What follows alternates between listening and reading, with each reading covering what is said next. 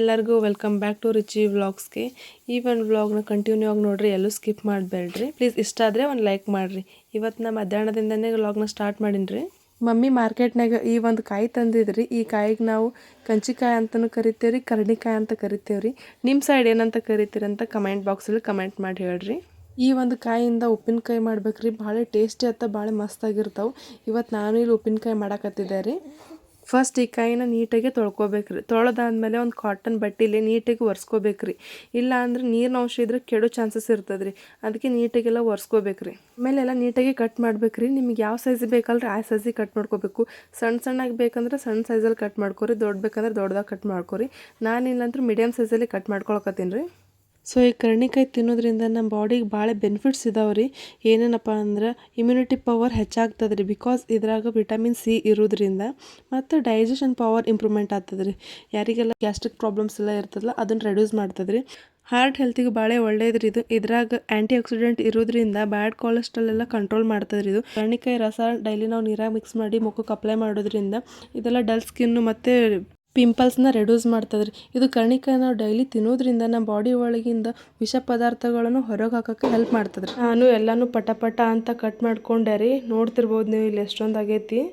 ಕಾಯಿನೂ ಸ್ವಲ್ಪ ದೊಡ್ಡ ಸೈಜಲ್ಲೇ ಐತ್ರಿ. ಆರಾಮ್ಸೆ 1 ಇಯರ್ ಯೂಸ್ ಮಾಡ್ಬೋದು ರೀ. ಫಸ್ಟ್ ಸ್ಟವ್ ಆನ್ ಮಾಡಿಕೊಂಡು ಒಂದು ಕಡಾಯಿ ಇಟ್ಕೊಂಡು ಎಲ್ಲನೂ ಹಾಕ್ಕೋಬೇಕು ರೀ. ಲೋ ಫ್ಲೇಮಲ್ಲೆಲ್ಲ ಇಡಬಾರ್ದು ರೀ, ಹೈ ಫ್ಲೇಮಲ್ಲೇ ಇಡಬೇಕು ರೀ. ಪಟ ಅಂತ ಕೈ ಆಡಿಸ್ತಿರ್ಬೇಕು. ಯಾಕಂದ್ರೆ ಲೋ ಫ್ಲೇಮಲ್ಲಿ ಇಟ್ಟರೆ ಎಲ್ಲನೂ ಮೆತ್ಕಾಗ್ಬಿಡೋ ಚಾನ್ಸಸ್ ಇರ್ತದೆ ರೀ. ಅದು ಹೈ ಫ್ಲೇಮಲ್ಲಿದ್ದರೆ ಸ್ವಲ್ಪ ಕ್ರಂಚ್ ಆಗಿರ್ಬೇಕು ರೀ. ಕರ್ಣಿಕಾಯಿ ಉಪ್ಪಿನಕಾಯಿಗೆ ರೀ ಸ್ವಲ್ಪ ಬೆಲ್ಲ ಜಾಸ್ತಿನೇ ಬೇಕ್ರಿ. ಯಾಕಂದ್ರೆ ಕರ್ಣಿಕಾಯಿ ಸ್ವಲ್ಪ ಕಹಿ ಇರ್ತದಲ್ರಿ, ಅದಕ್ಕೆ ಸ್ವಲ್ಪ ಬೆಲ್ಲ ಜಾಸ್ತಿ ಬೇಕ್ರಿ. ಅದಕ್ಕೆ ನಾನು ಇಲ್ಲಿ ಬೆಲ್ಲನ ಕುಟ್ಟಿ ಪೌಡ್ರ್ ಮಾಡಾಕತ್ತಿದ್ದೆ ರೀ. ಇಲ್ಲಿ ನೋಡ್ತಿರ್ಬೋದ್ರಿ ಯಾವ ಥರ ಬೆಲ್ಲನ ಕವರ್ ಮಾಡೀನಿ. ಈ ಥರ ಕವರ್ ಮಾಡೋದ್ರಿಂದ ಎಲ್ಲೂ ಸ್ಪ್ರೆಡ್ ಆಗಲ್ಲಂತ್ರಿ. ಎಲ್ಲನೂ ಕುಟ್ಟಿ ಫುಲ್ ಸಾಫ್ಟ್ ಮಾಡ್ಬೇಕ್ರಿ. ಇಲ್ಲಿ ನೋಡ್ತಿದ್ರಲ್ಲ ನಾ ಯಾವ ಥರ ಕುಟ್ಟಿ ಎಲ್ಲ ಸಾಫ್ಟ್ ಮಾಡೀನಿ ಬೆಲ್ಲ ಅಂತ. ಈ ಥರ ಸಾಫ್ಟ್ ಇರೋದ್ರಿಂದ ಬೆಲ್ಲನೂ ಕರ್ಣಿಕಾಯಿ ಜೊತೆ ಜಲ್ದಿನೇ ಕರಗ್ತದ್ರಿ. ಇಲ್ಲ ಅಂದ್ರೆ ಗಂಟಿತ್ತಂದ್ರೆ ಕರ್ಣಿಕಾಯಿ ಸಾಫ್ಟ್ ಆಗಿಬಿಡ್ತಾವ್ರಿ ಜಲ್ದಿನೇ. ಅದಕ್ಕೆ ಆವಾಗಲೇ ಹೇಳ್ದಂಗೆ ಹೈ ಫ್ಲೇಮಲ್ಲೇ ಇಟ್ಟು ಪಟ ಅಂತ ಕೈ ಆಡಿಸ್ತಿರ್ಬೇಕು ರೀ. ಇವಾಗ ಒಂದು ಪೀಸ್ ತೊಗೊಂಡು ಪ್ರೆಸ್ ಮಾಡಿ ನೋಡ್ಬೇಕ್ರಿ, ಇನ್ನೂ ಬಾಳೆ ಗಟ್ಟಿ ಅದ ಅಥವಾ ಸಾಫ್ಟ್ ಅದಂತ. ಬಾಳೆ ಗಟ್ಟಿ ಇದ್ರೆ ಇನ್ನೂ ಸ್ವಲ್ಪ ಫ್ರೈ ಮಾಡ್ಕೊರಿ. ಇವಾಗ ನಾ ಇಲ್ಲಿ ಪ್ರೆಸ್ ಮಾಡಿ ನೋಡಿದೆ ರೀ, ನಂದು ಸಾಫ್ಟಾಗಿತ್ತು. ಆವಾಗಲೇ ಪೌಡ್ರ್ ಮಾಡಿ ಇಟ್ಕೊಂಡಿದ್ವಲ್ರಿ ಬೆಲ್ಲ, ಅದು 1 kg ಬೆಲ್ಲ ಇತ್ತು. ನಾ ಅದ್ರಾಗ ಅರ್ಧ ಅಷ್ಟೇ ಹಾಕಕತ್ತೀನಿ ರೀ, ಅಂದ್ರೆ 1/2 kg ಬೆಲ್ಲ ಹಾಕಕತ್ತೀನಿ. ನಿಮ್ಗೆ ಇನ್ನೊಂದು ಚೂರು ಸ್ವೀಟ್ ಬೇಕಂದ್ರೆ ಹಾಕೋಬೋದು ಎಕ್ಸ್ಟ್ರಾ. ಬೆಲ್ಲ ಎಲ್ಲ ಹಾಕಿ ನೀಟತ್ತೆ ಮಿಕ್ಸ್ ಮಾಡ್ಬೇಕ್ರಿ. ಸ್ಟವ್ ಮಾತ್ರ ಹೈ ಫ್ಲೇಮಲ್ಲೇ ಇರಬೇಕ್ರಿ. ಬೆಲ್ಲ ಎಲ್ಲ ನೀಟಾಗಿ ಕರಗಿಸ್ಕೋಬೇಕ್ರಿ. ಆಮೇಲೆ ಒಂದು ಕುದಿ ಬರೋವರೆಗೂ ಅಷ್ಟೇ ಕುದಿಸ್ಕೋಬೇಕ್ರಿ ಹೈ ಫ್ಲೇಮಲ್ಲೇ ಇಟ್ಟು. ಇವಾಗ ನಾ ಹಾಕಿರೋ ಬೆಲ್ಲನೂ ಎಲ್ಲ ನೀಟಾಗಿ ಕರಗಿತ್ರಿ. ನೀವು ನೋಡ್ತಿರ್ಬೋದು ಎಲ್ಲೂ ಗಂಟದು ಉಳ್ಕೊಂಡಿಲ್ಲ ಬೆಲ್ಲದ್ದು. ಈ ಥರ ಒಂದು ಕುದಿ ಬರೋವರೆಗೂ ಕುದಿಸ್ಕೊಂಡು ಸ್ಟವ್ ಆಫ್ ಮಾಡಿಬಿಡ್ಬೇಕ್ರಿ. ಇವಾಗ ಇದಕ್ಕೆ ಉಪ್ಪು ಖಾರ ಸ್ವಲ್ಪ ತಣ್ಣಗಾದ್ಮೇಲೆ ಹಾಕ್ಬೇಕ್ರಿ, ಬಿಸಿ ಇರಬೇಕಾದ್ರೆ ಹಾಕಬಾರ್ದ್ರಿ. ನಾನು ಸ್ವಲ್ಪ ಹೊತ್ತು ಕ್ಲೋಸ್ ಮಾಡಿ ಇಟ್ಟೆ ರೀ. ಈವ್ನಿಂಗ್ ಅನ್ನೋಷ್ಟೊತ್ತಿಗೆ ತಣ್ಣಗಾಗಿತ್ತು. ನೀವು ನೋಡ್ತಿರ್ಬೋದ್ರಿ, ಏನೂ ಆ್ಯಡ್ ಮಾಡಿಲ್ಲ, ಜಸ್ಟ್ ಬೆಲ್ಲ ಆ್ಯಡ್ ಮಾಡ್ಯಾವಲ್ರಿ ಅಷ್ಟೇ ರೀ. ನೋಡೋಕೆ ಎಷ್ಟು ಚೆಂದಾಗ್ಯದ. ಈಗ ಖಾರದ ಪುಡಿ ಹಾಕ್ಬೇಕ್ರಿ. ನಾನು ದೊಡ್ಡ ಸ್ಪೂನ್ಲೇ 2 ಸ್ಪೂನ್ ಹಾಕಿದ್ದೀನಿ ಅಷ್ಟೇ ರೀ. ಮೇಲೆ ನೀಟತ್ತ ಮಿಕ್ಸ್ ಮಾಡ್ಕೋಬೇಕ್ರಿ. ನಾನು ಇಲ್ಲಿ ಕಲ್ಲುಪ್ಪು ಯೂಸ್ ಮಾಡ್ಕೊಳ್ಕತ್ತೀನಿ ರೀ. ಬೇಕಾದ್ರೆ ನೀವು ಸಣ್ಣ ಉಪ್ಪನ್ನು ಯೂಸ್ ಮಾಡ್ಕೋಬೋದು. ಉಪ್ಪನ್ನು ಹಾಕಿಬಿಟ್ಟು ಎಲ್ಲ ಸರಿಯಾಗಿ ಮಿಕ್ಸ್ ಮಾಡ್ಕೋಬೇಕ್ರಿ. ಈಗ ನಾನು ಈಗೆಲ್ಲ ನೀಟತ್ತ ಮಿಕ್ಸ್ ಮಾಡಾಕತ್ತೀನಿ ರೀ. ಇಲ್ಲಿ ನೋಡ್ತಿರ್ಬೋದ್ರಿ ಎಷ್ಟು ಚಂದ ಬಂದದಂತ. ನೋಡ್ತಿರ್ಬೇಕಾದ್ರೆ ಬಾಯಿಗೆ ನೀರು ಬರಾಕತ್ತದ್ರಿ ನನಗಂತೂ. ಸೊ ಇಷ್ಟ ನೋಡ್ರಿ ಕರ್ಣಿಕಾಯಿ ಉಪ್ಪಿನಕಾಯಿ ಮಾಡೋದು ರೆಸಿಪಿ. ಭಾಳ ಸಿಂಪಲ್ ಆದ್ರಿ ಇದು. ಇವಾಗ ಒಂದು ಜಾರ್ಗೆ ಹಾಕ್ಕೊಂಡು ಎತ್ತಿಟ್ಕೋಬೇಕ್ರಿ ಅಷ್ಟೇ ರೀ. ಈ ಹುಡುಗರಿಗೆ ಮನ್ಯಾಗ ಒಂದು ಬೆಕ್ಕಿನ ಮರಿ ಅಥವಾ ನಾಯಿ ಮರಿ ಇದ್ರೆ ಸಾಕು ನೋಡ್ರಿ, 24 ತಾಸು ಅದ್ರಾಗೆ ಇರ್ತಾರೆ. ಇಲ್ಲಿ ನೋಡ್ರಿ ಪಾಪ ನಮ್ಮ ಮನೇನ ಬೆಕ್ಕಿಗೆ ಈ ಶ್ರೀ ಎಷ್ಟು ಕಾಡ್ಸಾಕತ್ತಾನಂತ.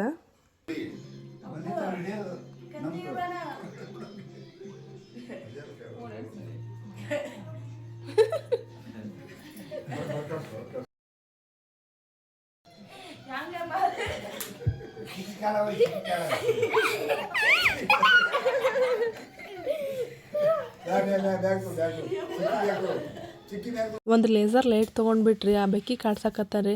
ಆ ಬೆಕ್ಕಿ ಇಲ್ಲೇನೋ ಬಂದೈತಿ ಅಂತ ಆ ಕಡೆಯಿಂದ ಈ ಕಡೆ ಓಡ್ತದೆ, ಈ ಕಡೆಯಿಂದ ಆ ಕಡೆ ಓಡ್ತದ್ರಿ ಕ್ಯಾಚ್ ಮಾಡ್ಸಮಂದ. ಆಲ್ರೆಡಿ ನೈಟ್ ಆಗೇ ಬಿಟ್ಟಿತ್ರಿ. ರಾತ್ರಿ ಊಟಕ್ಕೆ ನಮ್ಮನೆ ಸ್ಪೆಷಲ್ ಅಂತ ಈ ರೆಸಿಪಿ ಮಾಡಾಕತ್ತದ್ರಿ.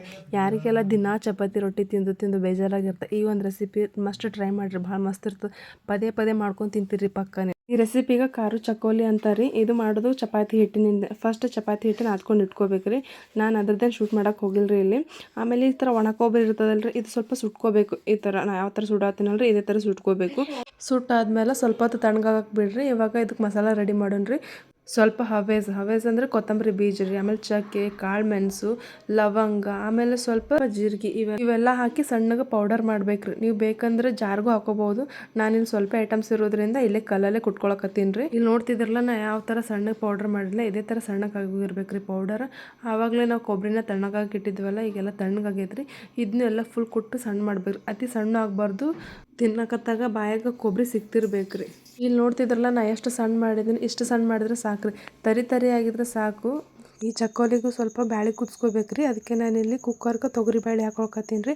ನಾನು ಸ್ವಲ್ಪ ಬ್ಯಾಳೆ ಜಾಸ್ತಿ ಕ್ವಾಂಟಿಟಿಗೆ ಹಾಕೊಳಕತ್ತೀನಿ ರೀ, ಬಿಕಾಸ್ ನಮ್ಮ ಮನ್ಯಾಗ ಜಾಸ್ತಿ ಜನ ಇರೋದ್ರಿಂದ. ನೀವು ಬೇಕಾದರೆ ಫಾರ್ ಎಕ್ಸಾಂಪಲ್ ನೀವು 4 ಜನ ಇದ್ದರೆ ಒಂದು ಹಿಡಿ ಬ್ಯಾಳಿನ ಸಾಕಾಗುತ್ತೆ ಅಷ್ಟೇ. ಸೊ ಇಲ್ಲಿ ಹಣ್ಣು ಕುದಿಸ್ಕೋಬೇಕು. ಸಾಂಬಾರ್ಗೆಲ್ಲ ಕುದಿಸ್ಕೋತೇವಲ್ಲ ಅಷ್ಟು ಕುದ್ರೆ ಸಾಕಾಗುತ್ತೆ. ಫಸ್ಟ್ ಒಂದು ಬೊಗಣ್ಯಾಗ ಸ್ವಲ್ಪ ನೀರು ಹಾಕಿ ಕಾಯ್ಸಕ್ಕೆ ಇಡ್ಬೇಕ್ರಿ. ಇಲ್ಲಿ ನಮ್ಮ ವೈನಿ ಚಕ್ಕೋಲಿ ಮಾಡಕ್ಕೆ ಹಿಟ್ಟು ಲಟ್ಸ್ಕೊಳಕತ್ತಿದ್ರಿ. ನಾರ್ಮಲ್ ಚಪಾತಿ ಯಾವ ಥರ ಮಾಡ್ತೇವಲ್ಲ ಫಸ್ಟ್ ಅದೇ ಥರ ಸ್ವಲ್ಪ ದೊಡ್ಡ ಸೈಜಲ್ಲಿ ಮಾಡ್ಕೋಬೇಕ್ರಿ. ಅತಿ ತೆಳ್ಳಗೆಲ್ಲ ಮಾಡಕ್ಕೆ ಹೋಗ್ಬಾರ್ದ್ರಿ, ಸ್ವಲ್ಪ ದಪ್ಪ ಸೈಜಲ್ಲೇ ಇರಬೇಕು. ನೋಡ್ತಿದ್ದಿರಲ್ಲ ಯಾವ ಥರ ಲಟ್ಟಿಸ್ಲಾಕತ್ತಾರಂತ, ಇದೇ ಥರ ಲಟ್ಸ್ಕೊಂಡು ಸೈಜು ನೋಡ್ಕೊರಿ ಎಷ್ಟು ದಪ್ಪ ಐತೆ ಅಂತ. ಇಷ್ಟ ಇದ್ರೆ ಸಾಕಾಗುತ್ತೆ. ಫೈನಲಿ ಎಲ್ಲ ಲಟ್ಸೋದಾದ್ಮ್ಯಾಗ ರೀ ಒಂದು ಸ್ಪೂನರೇ ಒಂದು ನೈಫರ ತೊಗೊಂಡು ಈ ಥರ ಉದ್ದುದ್ದಾಗಿ ಕಟ್ ಮಾಡ್ಬೇಕ್ರಿ. ಇಲ್ಲಿ ನೋಡ್ರಿ ಯಾವ ಥರ ಮಾಡ್ತಿದಾರಲ್ಲ ಇದೇ ಥರ ಫುಲ್ ಮಾಡ್ಬೇಕ್ರಿ. ಫುಲ್ ಎಂಡ್ವರೆಗೂ ಇದೇ ಥರ ಕಟ್ ಮಾಡ್ಬೇಕ್ರಿ. ಆಮೇಲೆ ರೊಟೇಟ್ ಮಾಡಿಕೊಂಡು ಸೇಮ್ ಮತ್ತೆ ಇದೇ ಥರನ ಅಡ್ಡಾಗಿ ಕಟ್ ಮಾಡ್ತಿರ್ಬೇಕ್ರಿ. ಇವಾಗ ನೋಡ್ರಿ ಇವ್ರು ಯಾವ ಥರ ಕಟ್ ಮಾಡತ್ತಾರಲ್ಲ ಇದೇ ಥರ ಕಟ್ ಮಾಡ್ಕೋಬೇಕ್ರಿ. ಅತಿ ದೊಡ್ಡ ಸೈಜು ಆಗಬಾರ್ದು, ನೋಡ್ಕೊಂಡು ಮಾಡ್ಕೋಬೇಕ್ರಿ ಅಷ್ಟೇ. ನಾನು ಕಟ್ ಮಾಡಿ ಆದ್ಮೇಲೆ ರೀ ಒಂದು ಪ್ಲೇಟಿಗಾದ್ರೂ ಹಾಕ್ಕೋಬೇಕ್ರಿ ಎಲ್ಲನೂ ತೆಗೆದು, ಅಥವಾ ಡೈರೆಕ್ಟ್ ಬೊಗಣಿಗೆ ಹಾಕೋಬೋದು ರೀ. ನಾವು ಇಲ್ಲಿ ಪ್ಲೇಟಿಗೆ ಇಟ್ಕೊಳಕತ್ತೀವಿ ಫಸ್ಟ್. ಆವಾಗಲೇ ಸ್ಟವ್ ಮೇಲೆ ನೀರು ಕಾಯಕ್ಕೆ ಇಟ್ಟಿದ್ವಲ್ರಿ. ಇಲ್ಲಿ ನೋಡ್ರಿ ನೀರು ಈ ಥರ ಕಾಯ್ದಿರ್ಬೇಕ್ರಿ ಜಾಸ್ತಿನೇ. ಸೊ ಆವಾಗಲೇ ಎಲ್ಲ ಕಟ್ ಮಾಡಿ ಇಟ್ಕೊಂಡಿದ್ವಲ್ಲ ಪೀಸ್ಗಳು ಈ ನೀರಾಗ ಹಾಕ್ಬೇಕ್ರಿ. ಹಾಕಿ ಒಂದು ಸ್ಪೂನ್ ತೊಗೊಂಡು ನೀಟಾಗಿ ಮಿಕ್ಸ್ ಮಾಡ್ಬೇಕ್ರಿ. ಸಮ್ಟೈಮ್ಸ್ ಎಲ್ಲ ಗಂಟು ಉಳ್ಕೊಳ್ಳೋ ಚಾನ್ಸಸ್ ಇರ್ತದೆ ರೀ. ಅದಕ್ಕೆ ಫಸ್ಟ್ ನಾವು ನೀಟಾಗಿ ಮಿಕ್ಸ್ ಮಾಡ್ಕೋಬೇಕ್ರಿ. ಇವಾಗ ನಾವು ಒಗ್ಗರಣೆ ಹಾಕಬೇಕ್ರಿ. ಫಸ್ಟ್ ಅದಕ್ಕೆ ಬೆಳ್ಳುಳ್ಳಿ ಜಜ್ಕೊಳಕತ್ತಿದ್ದೀವಿ ನಾ ಇಲ್ಲಿ. ಆಮೇಲೆ ಒಂದು ಕಡಾಯಿಗೆ ಎಣ್ಣೆ ಹಾಕ್ಕೊಂಡು ಸ್ವಲ್ಪ ಜೀರಿಗೆ, ಸಾಸಿವೆ, ಕರಿಬೇವು ಚಟ್ಪಟ್ ಅಂದಮೇಲೆ ಬೆಳ್ಳುಳ್ಳಿ ಹಾಕಿ ಫ್ರೈ ಮಾಡ್ಕೋಬೇಕ್ರಿ ಹಸಿ ವಾಸ ಹೋಗೋವರೆಗೂ. ಆಮೇಲೆ ಇದಕ್ಕೆ ಸ್ವಲ್ಪ ಅರಿಶಿನ, ಖಾರದ ಪುಡಿ ಮತ್ತು ಮಸಾಲ ಖಾರ ಹಾಕ್ತೀವಿ ನಾವು ಇದಕ್ಕೆ. ಆವಾಗಲೇ ಎಲ್ಲ ಸ್ಪೈಸಸ್ದು ಪುಡಿ ಮಾಡ್ಕೊಂಡು ಇಟ್ಕೊಂಡಿದ್ವಲ್ಲ ಅದನ್ನು ಮತ್ತು ಕೊಬ್ಬರಿ ಕುಟ್ಟಿ ಪುಡಿ ಮಾಡಿದ್ವಲ್ಲ ಅದನ್ನ ಇಲ್ಲಿ ಹಾಕಿ ಫ್ರೈ ಮಾಡ್ಬೇಕ್ರಿ. ನಾ ಇವಾಗ ಉಪ್ಪು ಆ್ಯಡ್ ಮಾಡೋಕತ್ತಿಲ್ಲ ರೀ, ಆಮೇಲೆ ಹಾಕ್ತೀನಿ. ನೀವು ಬೇಕಾದ್ರೆ ಇವಾಗೆ ಹಾಕ್ಬೋದು ಉಪ್ಪು. ಆವಾಗಲೇ ನೀರಿಗೆ ನಾವು ಚಪಾತಿ ಪೀಸಸ್ ಎಲ್ಲ ಹಾಕಿ ಕುದಿಯಕ್ಕೆ ಇಟ್ಟಿದ್ವಲ್ಲ ರೀ, ಈಗ ಈ ಮಸಾಲೆ ಎಲ್ಲ ಇದಕ್ಕೆ ಹಾಕ್ಬೇಕ್ರಿ. ಸೊ ಈಗ ಈ ಥರ ಕುದಿತಿರ್ಬೇಕಾದ್ರೆ ಆವಾಗಲೇ ನಾವು ಒಗ್ಗರಣೆ ಹಾಕ್ಕೊಂಡ್ವಲ್ಲ ಎಲ್ಲನೂ ಈ ಥರ ಹಾಕಿ ಮಿಕ್ಸ್ ಮಾಡ್ಬೇಕ್ರಿ ನೀಟತ್ತ. ಎಲ್ಲ ಸಮ್ಟೈಮ್ಸ್ ಒಂದೇ ಕಡೆ ಕುಂದ್ರೋ ಚಾನ್ಸಸ್ ಇರ್ತದೆ. ನೀಟತ್ತ ಮಿಕ್ಸ್ ಮಾಡಿ ಬೇಳೆನೂ ಕುದಿಸ್ಕೊಂಡಿದ್ವಲ್ಲ ನಾವು ಇಲ್ಲಿನ ಹಾಕಿ ಮಿಕ್ಸ್ ಮಾಡ್ಕೋಬೇಕ್ರಿ ಇವಾಗ ಎರಡು ಸೇರಿ. ಆವಾಗಲೇ ನಾವು ಒಗ್ಗರಣೆದಾಗ ಉಪ್ಪು ಹಾಕಿರ್ಲಿಲ್ಲಲ್ರಿ, ಸೊ ನಾ ಇವಾಗ ಇಲ್ಲಿ ಉಪ್ಪು ಹಾಕಕತ್ತೀನಿ. ಸೊ ಯಾರಿಗೆಲ್ಲ ಡೈಲಿ ಚಪಾತಿ ರೋಟಿ ತಿಂದು ಬೋರ್ ಆಗಿರ್ತದಲ್ಲ, ಮಸ್ಟ್ ಆ್ಯಂಡ್ ಶುಡ್ ಇದು ಟ್ರೈ ಮಾಡಿರಿ ನೀವು. ಪಕ್ಕ ಒಂದು ಸರಿ ತಿಂದರೆ ಪದೇ ಮಾಡ್ಕೊಂಡು ತಿಂತೀರಿ ಇದು. ನಾನಂತರೂ ಒಗ್ಗರಣೆ ಹಾಕಬೇಕಾದ್ರೆ ಯಾವಾಗಾದ್ರೂ ತಿಂತೀನಪ್ಪ ಇದನ್ನ ಅನಿಸ್ಬಿಟ್ಟಿತ್ತು. ಸೊ ನೋಡ್ತಿರ್ಬೋದು ನೀವು ಇಲ್ಲಿ ಎಷ್ಟೊಂದು ಕಾಣಿಸಾಕತ್ತಂತು. ಸೊ ಇದು ಬಿಸಿ ಇರಬೇಕಾದ್ರೆ ತಿನ್ನಬೇಕು, ತಣ್ಣಗಾದ್ಮೇಲೆಲ್ಲ ಅಷ್ಟು ಸರಿ ಅನ್ಸೋದಿಲ್ಲ. ಸೊ ಇದಾಗಿತ್ತು ಈ ಒಂದು ವ್ಲಾಗ್. ಇಷ್ಟ ಆದರೆ ಪ್ಲೀಸ್ ಒಂದು ಲೈಕ್ ಮಾಡಿ, ಶೇರ್ ಮಾಡಿ, ಕಮೆಂಟ್ ಮಾಡಿ. ಇನ್ನೊಂದು ಚಾನಲ್ ಯಾರೆಲ್ಲ ಸಬ್ಸ್ಕ್ರೈಬ್ ಮಾಡಿಲ್ಲ ಪಟ ಅಂತ ಸಬ್ಸ್ಕ್ರೈಬ್ ಮಾಡ್ಕೊಂಡು ನೋಡಿರಿ. Thanks for watching.